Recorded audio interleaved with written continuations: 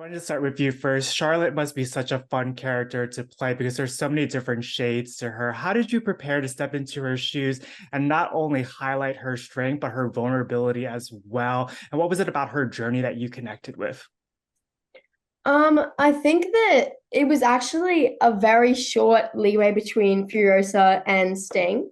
But I think that being on set, I kind of was very excited about her character before I got on set. And we had like 1 week of pre-production. And I was just like so excited because she's like a 12-year-old girl living in like New York, which is so cool. And she's just like a badass and she does Hmm. crazy stuff. And I think that reading the script, because it was so well written, I kind of got so much of her character and was able to build it from the script and from Kia's kind of direction and stuff. But I think because we filmed more of the horror scenes, at least my horror scenes, at the end of the shoot, it was kind of like just living in her for like the beginning half. And it was like me just being my sassy teenager self as Charlotte, and then I was all the horror, which I reacted to a puppet on set. So it was like just Charlotte, but being scared by something. So I think it was really because of the way that we shot, I think that it really helped me being able to kind of have my character arc Mm, in real life too. Because we did yes. like the basic scenes at the end, and it was kind of like it kind of felt like I was Charlotte in the beginning. And I remember my first day on set, and I was like hiding this little baby Sting from Ryan, and it just felt like she was a really fun character to play because I Hmm. haven't played any, like just teenage girls, and yeah, I think it was really fun just being able to be her, and then all of a sudden be her being scared. That's such a smart, creative decision to have. You got to live through Charlotte's shoes. And Ryan, Yeah. this is such a personal story to Keon. And your character's journey is about a stepfather coming into fatherhood, which you brought so much nuance and depth to. What were some of the early conversations you had with him about exploring this dynamic? And how did you create the space for yourself to dive into that emotional arc?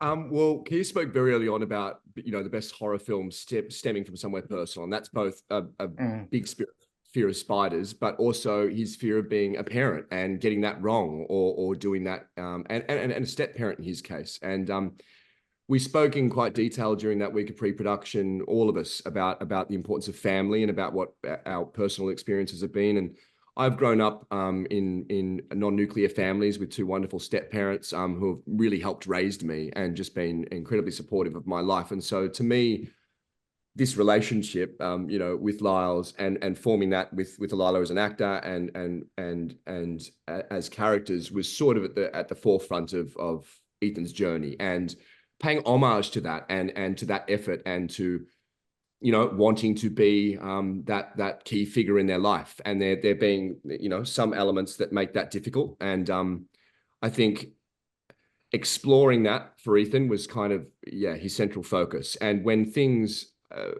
for me, when he starts having doubts, when he starts showing a darkness and things that he perhaps shouldn't, mm. in that dynamic, that's when Sting or the darkness or this sort of like ominous figure starts growing as well. And I think it's the coming together and the healing of that helps them both defeat Sting and heal their relationship. Yeah, Yeah, great it's really answer. interesting. Like one big metaphor. Yeah. Yeah. And speaking of that dynamic, Alyla, Charlotte and Ethan bond over their passion for graphic novels. How are you and Ryan able to develop that stepfather-daughter relationship, especially from Charlotte's point of view, where she very much sees Ethan as a role model and a hero? Yeah, I feel like because Ryan kind of felt like a dad to me, like in the pre-production and stuff. I don't know why, just because. Um, that it kind of was because we did all of the scenes in pre-production, like going up to it and kind of practicing those scenes and being in the characters and stuff. I think that when I was on set, it just kind of felt natural. And Mm.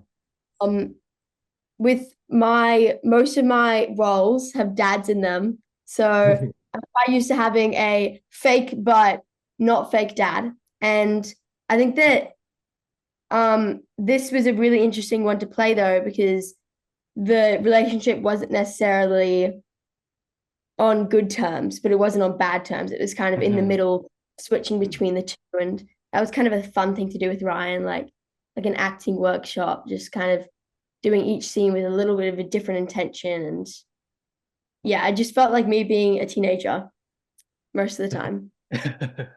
Yeah, it's that gray area where we get the best art. And Ryan, it was really also really important to key on that the spider be physically present during filming and not added in special effects afterwards. How helpful is that for you? And from an actor's standpoint, to have that physical presence to act off of instead of, say, a tennis ball on a stick, especially when you're trying to convey that fear.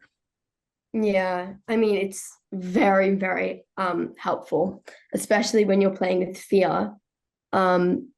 Because like it's based on Alien, and Alien they had real puppets there. Mm. And I actually talked to Sigourney before the scene because I knew her from Lost Flowers, and I was trying to get tips because the scene I wanted tips on Can't was the just one. drop that in. You can't just drop that in. We're sitting there, we're talking about how to be scared of a practical spider. And I was like, oh, you work with Sigourney. You should you should call Sigourney and ask her how she was scared of Alien. Walked out of the makeup room, came back in, and she's on a Zoom call with Sigourney Weaver saying, what scared you about Alien? And what was her wonderful advice, Lost?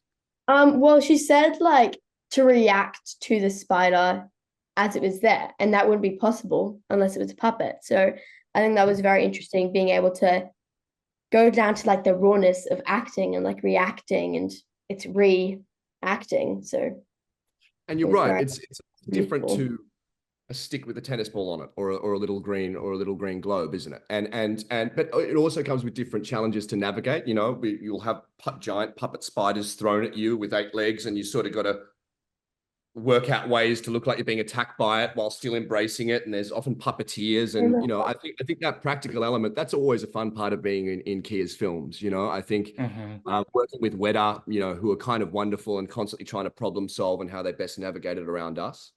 Um, that was always one of the really the key pulls to the film, I think, working with Kia in that way with practical effects and sort of an homage to 90s sort of horror films.